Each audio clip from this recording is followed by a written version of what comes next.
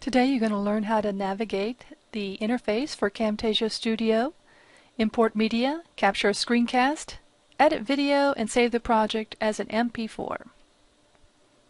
Camtasia Studio is a screen capture and video editing software program. It has an add-on feature to record and narrate PowerPoint. It renders productions in a variety of formats.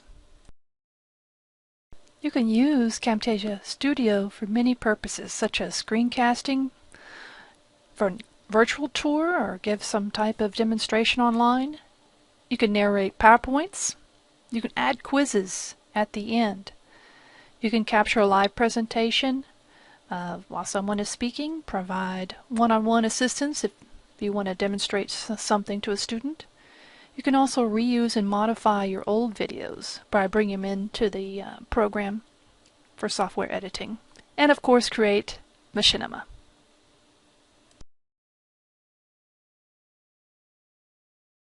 Hi, my name is Sandra Rogers, and I'm going to give you a virtual tour of Camtasia Studio version 7. So here we have the interface, and along the top navigational bar we have record the screen, import media, produce and share. And of course we have the file where you can save your projects or exit. Editing here, the undo button is a good tool to know. Viewing, the storyboard or the timeline. So over here would be your storyboard, and the timeline is here down below. You can also have the play from beginning, but these buttons here below the storyboard will give you the reverse, forward and reverse, and then also the playhead. Once you have items here, you can move this along the timeline. For other tools like record the screen or record a PowerPoint, adding title clips, and then the help button. And the help button is very nice because Camtasia Studio is a product of TechSmith, and they have some great tutorials and how-to guides. Alright, so let's get started. Here your clip bin is empty, so we're going to add some items to it. And basically is an import media. And I'm going in, you do Control Alt and you select as many as you need. I'm going to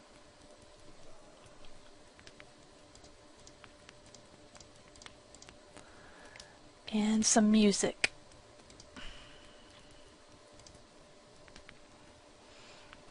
Alright, so the first thing that we're going to do is have our introductory slide, and either you can make one with PowerPoint or you'll have the title clip. So if you select More and Title Clip, click here, and this editing dimensions is telling you the size that you will need, and for YouTube and widescreen you need 1280 by 720. Click OK. For the title clip, you just put in your title. Let's say this is about machinima. And of course you can manipulate the size as any rich text editor, and the font, the background, if you want red or maybe a nicer blue. And then if you click down here in the timeline, you'll see the size of it. Alright, now below this, your title, of course you would have a better title, but given the time frame here, and then we're going to add some music, introductory clip. Now this is your audio, and it'll go right below the video. So I'll put it down there. Alright, now you can see this is very long, and so what we can do is in your timeline you can basically lock the video, because we don't want to change that, but the audio is too long. So you can move this timeline, and also you can move this here to increase the size of this, and this really helps when you're trying to find specific moments in the audio. So you move the playhead to the end, and if this is locked, now you can select your audio, you basically right click and split, and it will split where the playhead is.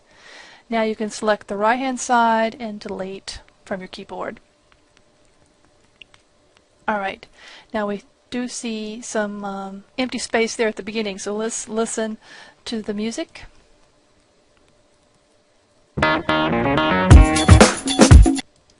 Alright, and it's a little loud. So what we can do here is the same, is to bring in, to lock this, and then we can go to the section where we want the music to start, and click it, and right click, and split it. Alright, and then we have to cut that.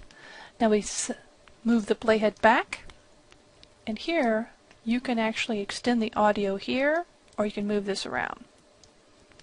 So we have this going until the end of the music, and you can line it up nicely with the playhead. Now, the next step is to make sure that this audio is not too loud. So you click here, and then the audio, and you can select volume down. And generally it needs to go below the 50% for introduction. Now the next thing is to have a fade in and fade out point.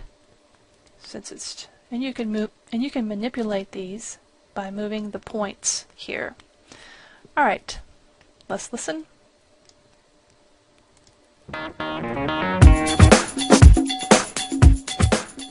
Alright, sounds good to me. Now the other items that you can add, let's say you were going to have, let's go back to our clip bin.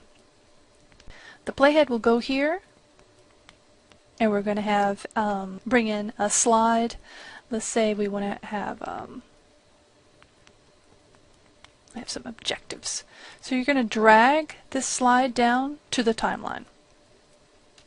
Alright, now between the introduction and the slide, you actually want to have a transition, and those are listed under More, Transitions. I like the fade. Now you have to select this and again drag it down to this, drag and drop. Alright, and then select Clip Bin to go back. Now these, each of these, the slide and the transition, you can right click and change the transition duration.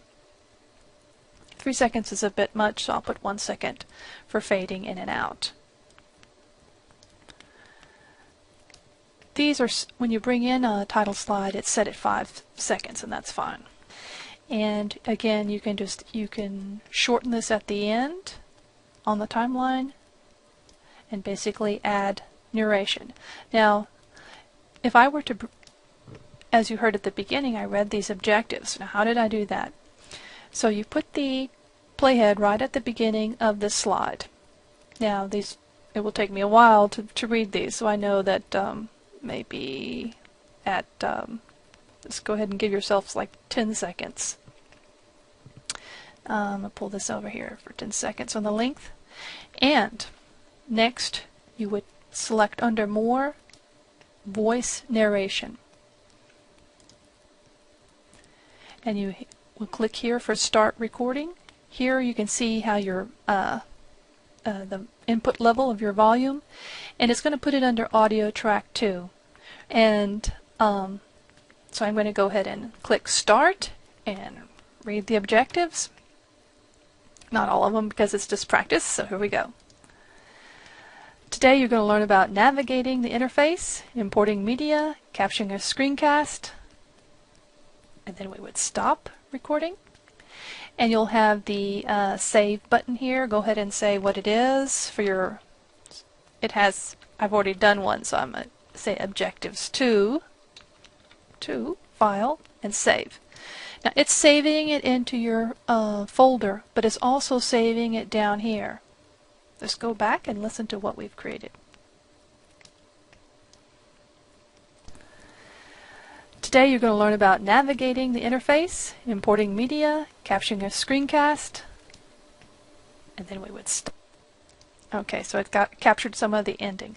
Now, where I stopped, give yourself a little downtime, and then you can move this slide so that you don't have to read the whole thing. right? And again, to cut this, we'll move the red side over. It's a good idea to listen to it so we can listen. Got a little t at the end. And most of the times this playhead will be stopped here when you click. And so you may have to click it twice. Alright, next is to select the scissors, and it's gone. Now if you ever make a mistake on this, you can undo. Remember to edit and undo, but we don't want to do that right now. And you can undo until you get back to the point where you didn't realize that if you had made a mistake, or redo. You definitely want to save the project. And this is it will save it as a Camtasia Studio project. That's a .camproj file. Save it. You will get an alert message that you have saved the project, but it's not shareable as an MP4 until you produce it. We'll say OK. Alright, so in order to produce, we're going to click on this, and we produce to the web.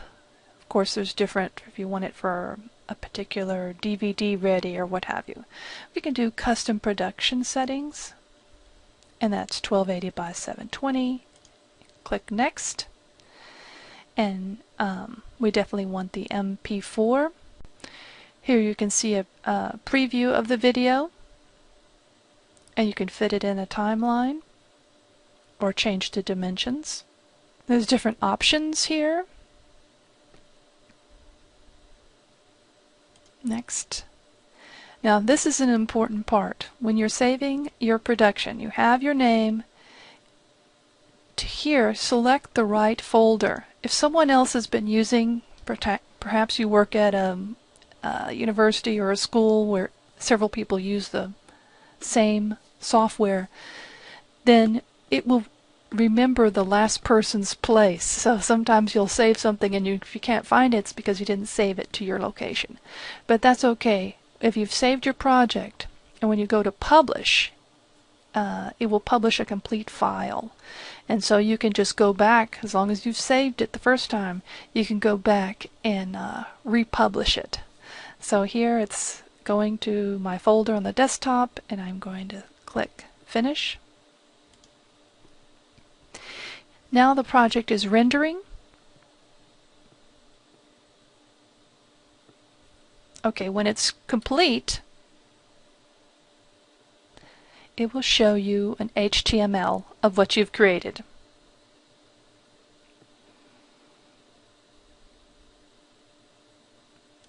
Alright, now this doesn't have any of the video because we were doing a screencast in a screencast. It doesn't have my picture in a picture, and it doesn't have my audio because we're still screencasting. If you see this HTML, this is not something that you can share. This is just showing you a preview of what you've developed.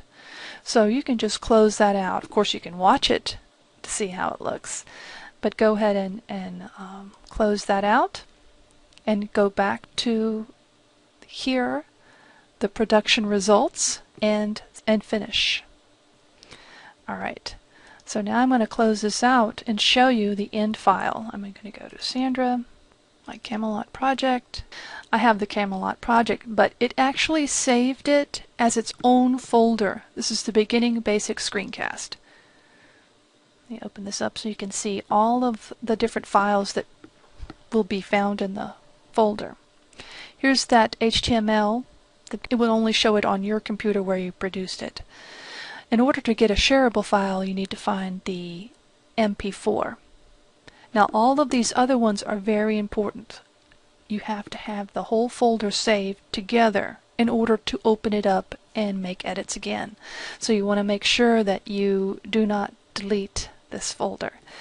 So here's the MP4 that you can save, upload to YouTube, get the embed code that I have been recording for 19 minutes. And you can stop, delete, or pause. So this is basically the the effects, and you can have it with the mouse click sounds or not, and generally you want this to be off when you're doing machinima. And you have your tools and of course help. Now